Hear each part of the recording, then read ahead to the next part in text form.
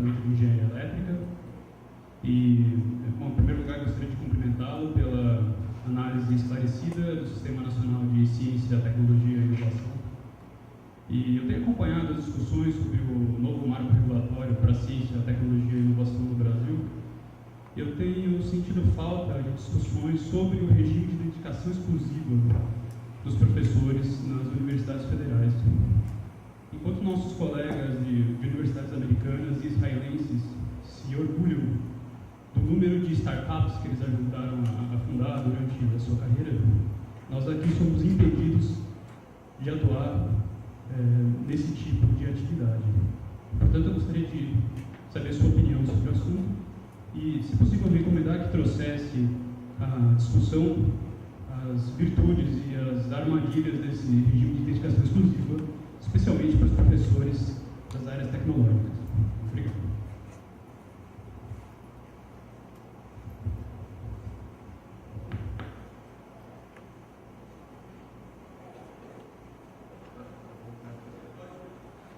Olha, professor Davi, eu quero tentando abrir aqui para pegar o projeto. Essa questão está abordada na proposta, que é uma proposta para debate, caminhada pelo Fórum de Secretários Estaduais de Ciência e Tecnologia, de alterar o regime de dedicação exclusiva dos professores. Como eu disse, é uma legislação completamente ultrapassada, arcaica, e que precisa ser completamente modificada.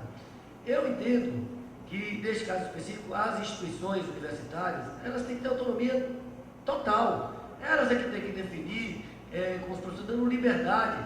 E todos nós sabemos que, efetivamente ou majoritariamente, a inovação se dá dentro das empresas. É na interação do doutor, do pesquisador dentro da empresa, em que a inovação se dá de forma mais efetiva e forma mais rápida. Então, nós temos que facilitar os processos de interação e temos que modificar esse sistema de regime de dedicação exclusiva que está entre as normas que nós consideramos arcaicas e completamente ultrapassadas e que fazem com que o Brasil perca o seu poder de competitividade no cenário internacional. Pergunta?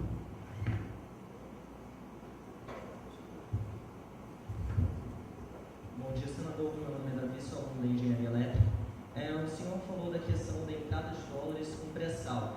Todavia, o presidente da Fiesp, o Paulo Scaff, quando falou da questão do preço do dólar no começo desse ano, que estava baixo, e que isso impediu o desenvolvimento da indústria, ele falou que o principal processo que impediu o desenvolvimento da indústria nacional não era a baixa competitividade por causa do preço do produto brasileiro, mas sim o custo do Brasil. E o que está sendo feito para isso? Que o custo do Brasil é um dos grandes responsáveis para a falta de desenvolvimento industrial do nosso país. E não a entrada de mercadorias estrangeiras por causa do dólar baixo. O dólar baixo até facilita para a entrada de maquinário e outros produtos que podem ser utilizados internamente. Como o senhor avalia essa situação? Não, sem dúvida, a questão do custo do Brasil é um problema sério, mas e que precisa ser enfrentado, e só será enfrentado se o Brasil tiver coragem de fazer efetivamente uma reforma tributária, porque nós temos inúmeras distorções no processo tributário brasileiro. Mas não tenha dúvida também que se daí a criação, a estratégia de criação do Fundo Social do Pré-Sal, se o Brasil, através de toda essa produção do pré-sal, que é extremamente significativa, um impacto enorme na economia brasileira, se esse recurso entrar de uma vez só na economia nacional, poderá provocar uma enorme desorganização da produção nacional, em setores estratégicos, provocando uma desindustrialização do país. Mas é claro que a questão do alto custo, Brasil, do custo especificamente da produção, essa é uma questão que tem que ser enfrentada. E o Brasil deve fazer algumas opções. E aí, quando você trabalha no sistema tributário, você tem que definir o que é prioridade para o Brasil. Essas áreas prioritárias, ela tem que ter impostos muito mais baixos, ela tem que ter crédito privilegiado. As políticas públicas do Brasil devem incentivar aqueles setores considerados estratégicos numa política industrial, tecnológica e de comércio exterior. Obrigado. Nós temos tempo para uma última pergunta. Mais alguém?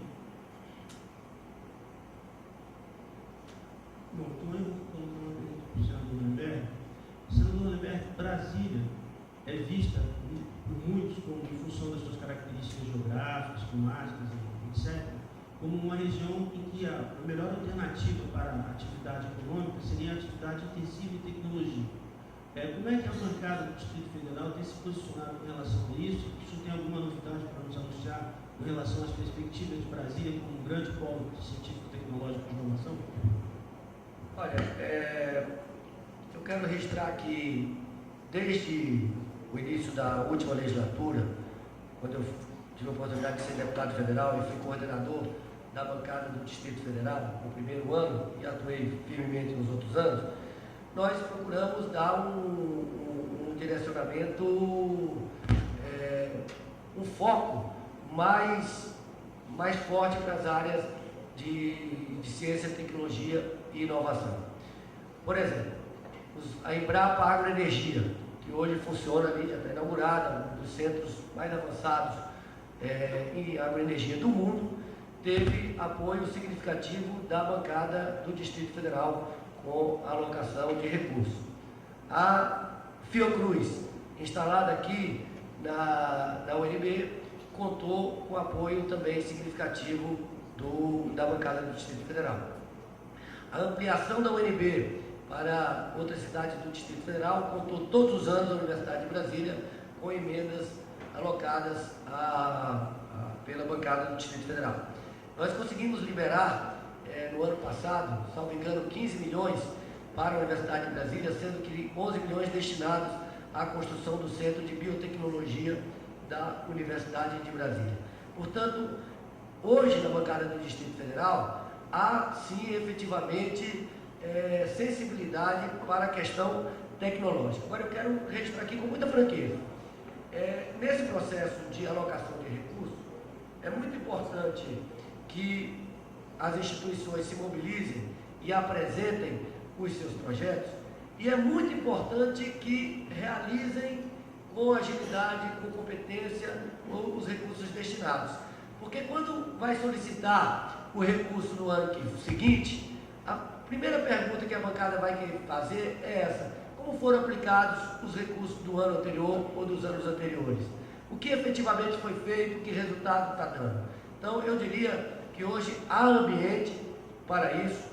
Como sempre, nós estamos aguardando as solicitações da Universidade de Brasília, são muito importantes para a gente, mas é muito importante também a efetividade da utilização dos recursos destinados em anos anteriores, para que a bancada possa continuar destinando recursos para a área de ciência, tecnologia e inovação. Eu, particularmente, tenho defendido todos os anos na bancada que a gente dê uma prioridade especial para a área de ciência, tecnologia e inovação. Muito obrigado, nós queremos agradecer muito por ter prestigiado o nosso evento e convidamos, já que o senhor já está com o programa aí, a participar, na medida da sua disponibilidade, das diferentes atividades que vão transcorrer aqui. Reiteramos o nosso convite para estar conosco nesse nosso desafio de implantar a ciência, tecnologia e inovação no Estado, no Distrito Federal, a partir da UNB, e nos despedimos, então, abrimos a palavra para os despedidos. Eu quero agradecer a oportunidade de participar dessa abertura da Semana Universitária, da Semana de Engenharia Elétrica, e colocar inteiramente à disposição e conclamar as áreas de tecnologia da Universidade de Brasília a se organizarem e apresentarem. Eu sou o coordenador da bancada do Distrito Federal nesse primeiro ano, o que seria a grande demanda da área de tecnologia da Universidade de Brasília para a bancada do Distrito Federal. Inclusive, havendo interesse, abro espaço numa reunião da bancada para que possa apresentar a sua solicitação à bancada. No mais, estamos inteiramente à disposição e muito honrados de podermos participar dessa Semana da Engenharia Elétrica. Um grande abraço e que vocês tenham uma ótima semana universitária.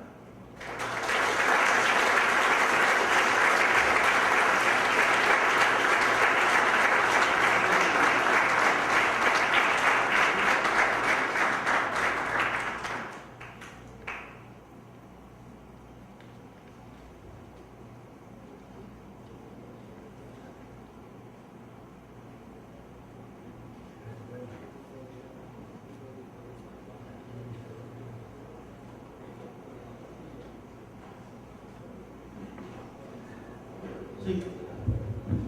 Dando prosseguimento, então. nosso evento, nós vamos agora passar na palestra do professor Paulo Cato.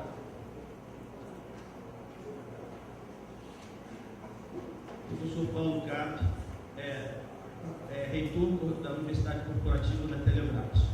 O professor Paulo Cato, ele é graduado em Engenharia Elétrica pela Universidade Federal de Santa Maria, graduado em Ciências Navais com habilitação eletrônica pela Escola Naval, especialista em eletrônica embarcada pelo Centro de Formação Almirante Vandenkolk, é mestre em Engenharia Elétrica pela PUC do Rio Grande do Sul, atua como assessor do Gabinete Pessoal da Presidência da República e atualmente ocupa então a reitoria da Universidade Corporativa da Telebrás.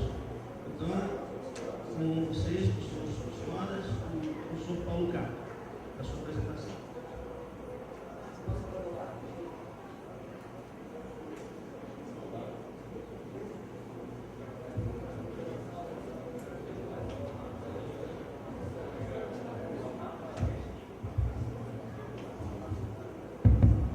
Bom, assim, uma preparação de apresentação on the fly aqui, eu espero que comece funcionando. Temos atualmente 81 alunos aqui agora, né? Tirando aqui os que estão na frente, tirando o fotógrafo, o câmera e o rapaz do som ali em cima. Vamos tentar começar aqui, ver se funciona, porque eu estou tentando botar no ar aqui. Tem um som, vamos ver se tem som.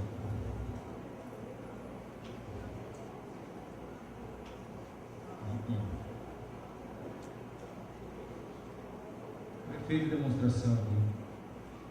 Vamos ver. Mas não tem som em cima. Não, tem que entrar o som.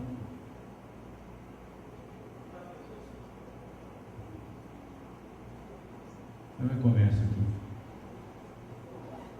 Listo.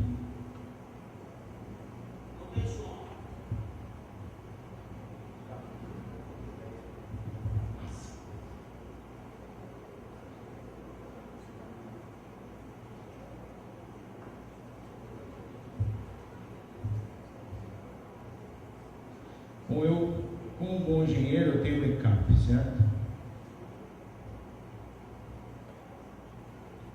Como eu tenho um bom engenheiro aqui, eu consigo fazer tudo no braço, aqui na costas. Muito bem. Eu prometo que eu vou fazer uma apresentação em 2 línguas aqui, certo? Ou 3 ou 4, que quando me disseram que eu ia me formar em engenharia, eu tinha que pelo menos saber 2 coisas. Ou falar uma outra língua, ou aprender a falar, já que engenhar vem de pensar, né? Então me disseram isso francamente, olha, ô filho, ou você aprende outra língua, e mais uma, e mais outra, e mais outra, porque senão você não vai poder se comunicar. Como eu fui alfabetizado nessa língua aí, o português é a minha segunda, então para mim foi complicado. Você sabe o que significa isso?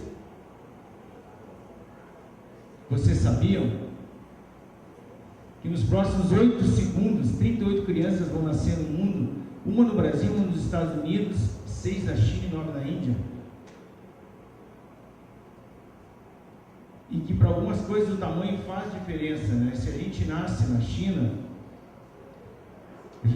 se a gente é 1 em 1 milhão na China, tem 1.800 pessoas exatamente iguais a gente, né?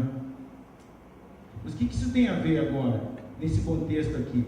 Obviamente na Índia, 1.200, 25% da população chinesa com o QI mais alto é maior que 2 vezes o total da população do Brasil. Olha com quem a gente está competindo. Na Índia, esses seriam 28% dos maiores QIs, ou seja, toda a população do Brasil não dá 28% das pessoas que têm o QI mais alto na Índia.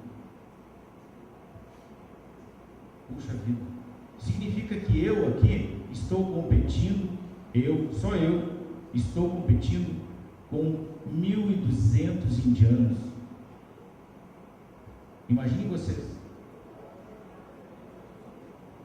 E para a professora aqui, ou seja, eles têm mais crianças com QI elevado do que nós temos crianças, né?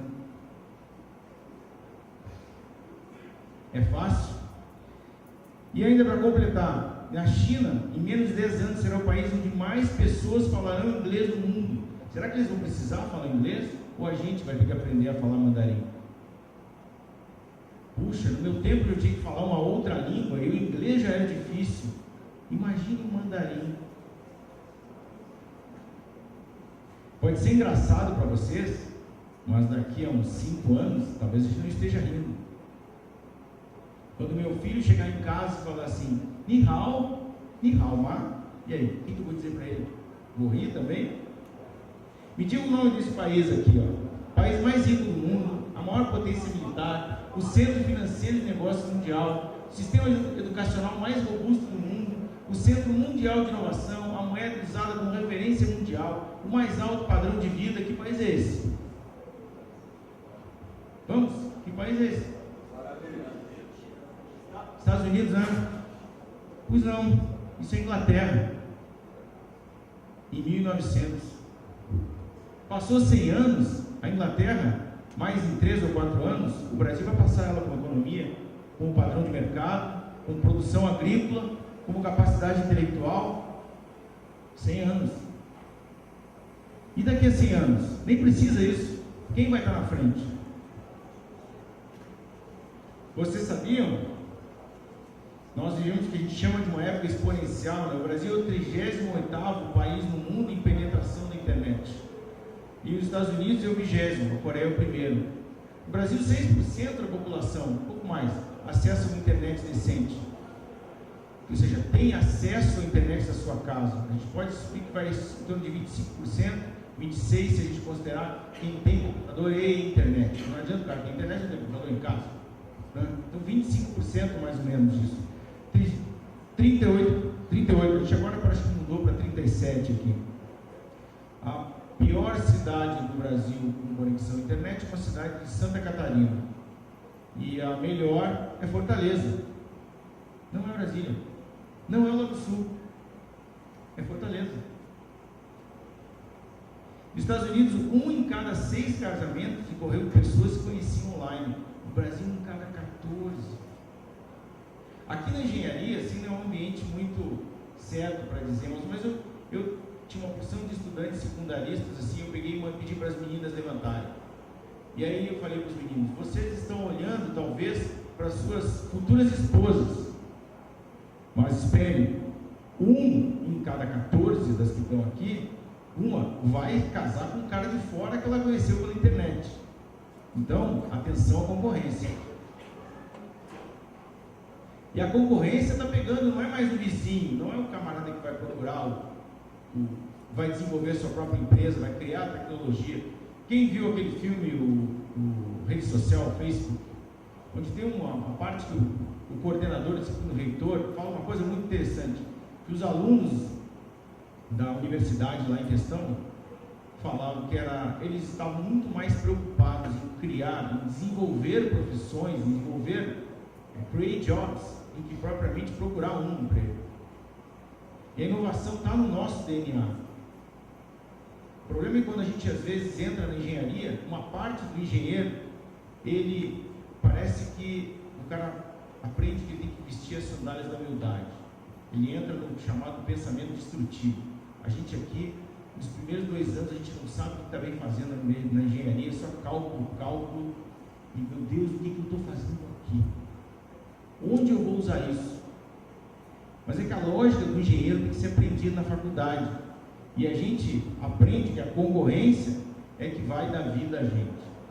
A criatividade vem daí. Já que a gente falou dos Facebooks, tem 205 milhões de pessoas registradas no Facebook hoje. Se fosse um país, seria o 6º, talvez o 5º hoje, maior do mundo. Se uma página do Facebook é visitada em média 30 vezes por dia, a gente faz as contas, 30 vezes 200 milhões são 6 bilhões de visitas por dia. Por dia. Agora faça as contas, lembrando que cada página dessa tem 305K, em média, se não tiver uma figura, ou tráfego. Tráfego e não tráfico. Tudo bem que às vezes, a rede às vezes é uma droga, mas é tráfego. E aí, rápido, seguidíssimo? Aprender uma frase hoje. Quem não sabia isso aqui? Foram feitas mais de 3,5 bilhões de buscas no Google hoje. Aí agora eu pergunto para vocês, para onde essas perguntas iam antes do Google existir? Volta à vista? Não. Para onde? Eu sou de uma geração que a coisa mais parecida que tinha com o computador era o TK3000, que eu ainda tenho lá em casa. A minha calculadora era uma 34C que tinha que deixar 2 horas para carregar para poder usar 15 minutos. Hoje vocês têm um HP e o professor, se não toma cuidado, vocês daqui a pouco está mandando SMS pela calculadora. E aí ele pegou, aí não dá mais. Aí não vale. Já pensaram nisso? O pior para o professor é quando ele encontra o aluno 3 anos depois descobre que foi enganado. O professor a gente colava direto. E o cara, puxa, eu não sabia. Ou às vezes sabia. Mas é difícil saber que se as perguntas iam para o Google, para onde elas vão para o Google hoje, para onde elas iam? Para o professor, é muito mais fácil pegar e perguntar. O Google Leads, como diz o americano, né? E em 1992, já que a gente falou no SMS, foi enviada a primeira mensagem SMS comercial, né? Hoje, só hoje, já foram enviados 2 vezes mais SMS que a população do planeta. 2 vezes. E o bit mais caro do mundo, e cada bit que a gente paga, suponha que eu vou mandar 256 caracteres, 8 bits por caractere, e eu vou pagar 39 centavos. Puxa, é muito caro esse bit, né? Mas é por onde eu mando. E se eu mando tanto SMS, tanta circulação, tanta informação que vem, eu pergunto a vocês, Wie viele House do heute gesehen? Quantas mensagens mandaram hoje? Ótimo, estamos no lucro. Eu já mandei 6. E eu já recebi umas 30. Pessoal, graças a Deus eu não li. Então eu já mandei por 30 aqui hoje. Muito bem. Mas, isso aqui é um número antigo, mas mais de 3.500 livros foram publicados hoje. E esse número está velho, porque é de 2006, então já tem aqui alguma coisa em torno de 5.000. Se eu considerar só e-books, e às vezes que cada pessoa baixa um e-book, e eu considerar isso, eu vou 14.000 por dia. Uma edição do jornal Folha de São Paulo contém mais informação que o indivíduo tinha durante toda a sua vida no final do século XIX. Toda a vida. Quer dizer, eu no domingo sei mais do que o meu avô sabia durante toda a vida. Meu bisavô, no caso. Um dia. Tudo bem que tem muita inutilidade ali, né? Só de classificados tem um lixão. Mas, continuando, que a quantidade de informação gerada no mundo foi de aproximadamente 1,5 exabytes. E o que é pior, minha gente, nos últimos 12 meses. Como é que eu vou saber tudo isso? Não tem como. Nos próximos 12, nós vamos gerar mais informação que nos últimos 5.000 anos. Eu não falo de informação cumulativa, eu falo de informação nova. Ou seja, o meu aluno, ele vai ter que ser 5.000 vezes melhor do que eu. Pensem vocês vão ter que ser 5.000 vezes melhor do que eu. Como? Vocês vão ver daqui a pouco que talvez eu não dê a resposta aqui, né? Em 2006, o total de informações técnicas dobrava a cada 2 anos. A cada 2 anos dobra tudo que tem. Para estudantes de ensino técnico, digamos assim, 3 anos, ou seja, o cara começa o primeiro ano do ensino médio técnico, significa no final metade do terceiro, metade do que ele aprendeu está velho, está obsoleto. E ainda, hoje, isso passa por cada 72 horas. O que vocês aprendem hoje, no final da semana, talvez, se for conceitual, ainda vale. Mas o que é, em termos de quantidade de informação, talvez já esteja velho.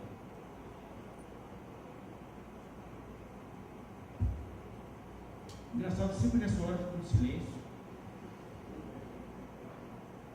A quarta geração de fibra ótica, só para dizer em termos de estar testando, são as fibras de núcleo de área e assim por diante. Já estão testados, a Unicamp já trabalha bastante nisso, o MIT, Inberg, enfim. Então dá para dizer que ela consegue 75 trilhões de bits por segundo, 75 bilhões de vezes, né, 1 megabit. Isso em termos da 3.600 DVDs, 350 milhões de chamadas telefônicas, 75 milhões de filme Blu-ray, 290 milhões de músicas MP3. Em quanto tempo? Em 1 segundo. E a gente tem um lugar para ter informação para tudo isso aí? Pior que tem. Eu estava falando esses dias com um rapaz da... Na verdade, ele é o tipo diretor da Rede Nacional de Pesquisa da Bolívia. E o tráfego hoje que a gente tem com a Bolívia é alguma coisa em torno de 8 megabits. 8 megabits, ou seja, um modem ótimo, é quase um PBX. Eu tenho em casa mais internet do que eles, no país inteiro. Seu tráfego do Brasil com eles e o tráfego de toda a Bolívia com a internet, 980 megabits. Isso significa que isso mostra que o país deles tem dois tipos de ADSL, que é a banda larga. A que a gente compra só para ver uma banda larga nacional e usa 4 vezes o preço para ter uma banda larga internacional. E lá o preço da banda larga é $1.000 o megabit. No Brasil é 37. Então, se a gente acha que está ruim, tem gente pior. E se a gente acha que está bem, tem gente melhor. Muito melhor. Somente 0,05% da capacidade do nosso cérebro é usada mesmo, né? E essa capacidade triplica a cada 6 meses. Nada indica que não continuará nos próximos 20 anos, ou seja, a capacidade do cérebro humano e dos computadores, no caso, né? Já que a fibra já está lá, desculpe, falei errado aqui, ó. Essa capacidade aqui, ó, que eu falei, tantos DVDs, é só 0,05% da capacidade do cérebro humano. A gente acha que isso é muito, isso não é nada. E essa capacidade triplica a cada 6 meses. A cada 6 meses eu consigo botar mais bits na fibra. Mas eu estou falando da fibra, porque a eletrônica ainda não acompanha isso aqui. Fique bem claro. A eletrônica ainda não acompanha. Ou seja, o pessoal que desenvolve o meio de transmissão, ótimo, está muito melhor do que o pessoal que desenvolve equipamento. E eu faço uma pergunta para você: será que já existe no Brasil empresa que desenvolve switch dessa capacidade? Empresa que desenvolve roteador dessa capacidade? Rádio? Será que já existe? Eu vejo pela cara de vocês, sim ou não, não vejo nada no silêncio total. Já existe, exame, já existe. O senador falou isso há pouco aqui, mas eu falo disso mais tarde. Então indica que nos próximos vai crescer assim, triplicando, duplicando, quadruplicando nos próximos 20 anos. Já que a fibra está lá, o custo de trocar os equipamentos das pontas é praticamente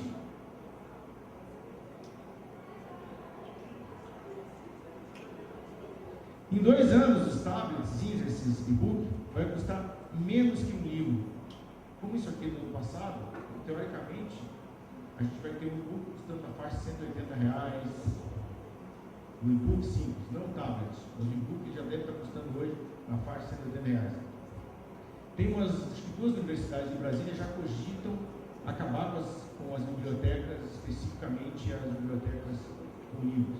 E quem já viu, por exemplo, que o sistema de educação alemão já cogita não ter mais ortografia para as crianças. Elas só têm que aprender digital. Ou seja, a história de aquele teste que a psicóloga faz para ver a grafia da gente, capuz. Não tem mais. Só tem que digitar. Ainda bem que eu só aprendi a falar alemão primeiro. 187 milhões de e-books foram comprados nos últimos 6 meses. E quem já ouviu falar de uma coisa chamada Projeto UCA? Um computador por aluno. Acho que a UNB participou disso aqui, né? O Brasil colocou, ano passado, 350 mil laptops pequenininhos, né? Para alunos alfabetizados ou não, para escolas inteiras.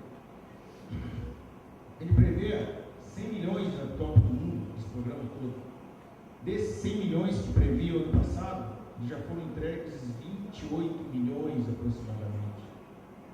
O Brasil, isso já está entre os 350 mil entregues, agora já foram algumas prefeituras, estados, com um programa novo, já está na faixa de 550 mil, mais ou menos, escolas, já tem o laptop. E digo aqui, crianças que nunca viram um livro, talvez ficar conectadas, não possam se reunir. E como é que eles vão fazer? Aquele irmãozinho menor, que talvez não saiba digitar direito, mas que já nasceu conectado. Eu pergunto para minha filha não consegue fazer uma chamada para mim se não for vídeo chamada. Não consegue fazer. Para ela entra e conecta, não consegue falar. E eu tenho certeza que muita gente aqui não vira um telefone de escada na vida. Aquele dial. Puxa, é assim, dial, sabe? Por causa disso. Lá em casa tem, minha avó tinha, eu vi no museu. Né? A minha filha, quando foi naquele Orlando, ela pegou e olhou, o que é isso, pai? Eu olhei e falei, telefone. Ué, cadê os botões? Isso é minha filha, puxa vida. Tem 9 anos. Imagina que eu não lembro de vocês, os filhos de vocês. Em 2012, o supercomputador, alguém consegue ler o que está escrito ali? Vai exceder a capacidade de processamento do cérebro humano. Reparem que eu não preciso nem botar as letras. Em 2012, e o pior, em 2023, quando os estudantes do primeiro ano lá, primeiro grau, do segundo grau, não sei como é que chama mais agora, vão estiver iniciando suas carreiras, e você pode ver que aproximadamente 15 anos, 16 anos, 1000 computadores vão exceder a capacidade computacional de todos nós.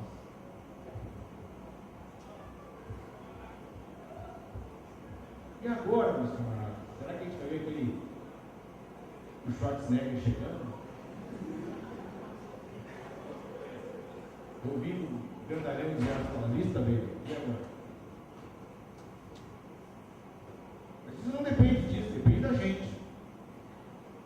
Um estudante, quando você se formar, ele vai ter de 10 a 14 empregos antes de completar 37 anos. E 1 em cada 4 trabalhadores está com emprego e tem menos de 1 ano de emprego. Ou seja, a gente troca muito de trabalho. Se eu levar isso em 5 anos, 2, então metade da população tem menos de 5 anos de emprego. E se a gente pensar em tecnologia, isso é normal. Por quê? Eu já falei uma vez que dos 20 aos 30 a gente aprende, dos 30 aos 40 a gente tem que ser chefe, e dos 40 aos 50 a gente tem que ganhar dinheiro. Contas, né? E agora? Das 10 profissões mais procuradas em 2010, não existiu em 2004.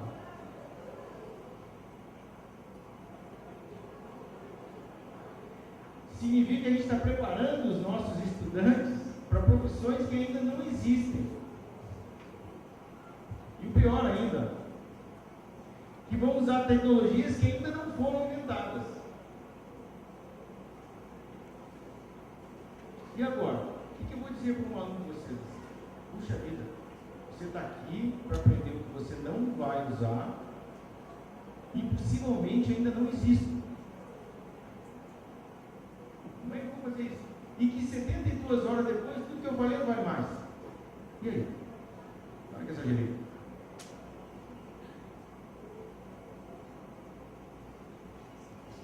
De modo a resolver problemas que ainda sequer conhecemos. Como é que a gente vai fazer isso? A Nintendo investiu 140 milhões em 2002 para definir o projeto do Wii. Né? A Microsoft 230 para o Xbox 360 e a Apple 310 milhões de dólares para fazer o iPad. E o que a gente investe? A gente vai passar toda a universidade, puxa vida, o que eu estou fazendo aqui, cara? Eu vou jogar 5 anos pela janela para sair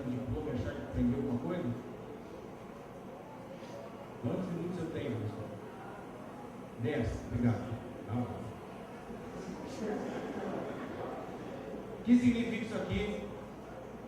Shift happens. Mudança acontece. E só depende da gente. Só depende de vocês. E o pior, daqui a alguns anos não vai depender mais de mim, nem do Pedro Ali, nem do Henrique Guilherme. Vai depender, ó, essa galera que está sentada aí. Hoje nos faltam 28 mil, se não me engano, 30 mil engenheiros no Brasil. Tem duas empresas com as quais falei semana passada, me perguntaram onde eu consegui engenheiro. Eu falei, olha, que procura. Não tem mais. Não tem dinheiro mais. Não tem porque tinha 10 anos que eles foram trabalhar na comercial. Mas de pesquisa e desenvolvimento, não tem. Tanto não tem que já tem empresas no Brasil do Sul contratando engenheiro do Chile, da Argentina. Lá tem bastante, né? Meus amigos, eu só encerro com uma coisa. Telebrás tem 2 satélites para lançar até 2020.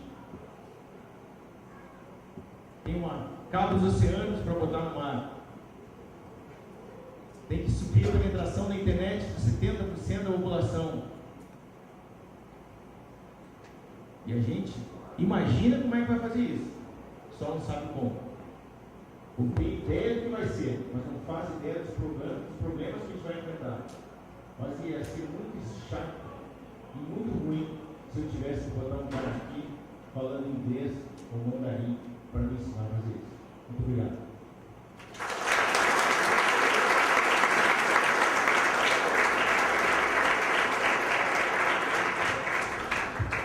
Obrigado, senhor Ricardo. Nós temos tempo rápido para uma pergunta. Alguém? Pergunta? Pode ser em português, né? Bom, então já que alguém pergunta, está todo mundo curioso, como é que vocês fazem para virar estagiário na faculdade? Tinha falado isso outra vez, depois você vai Patrícia comigo, e quiser dar um currículo, não para ela. Mas tem um site chamado www.superestágios.com.br. Se inscreve lá e faça isso logo, certo?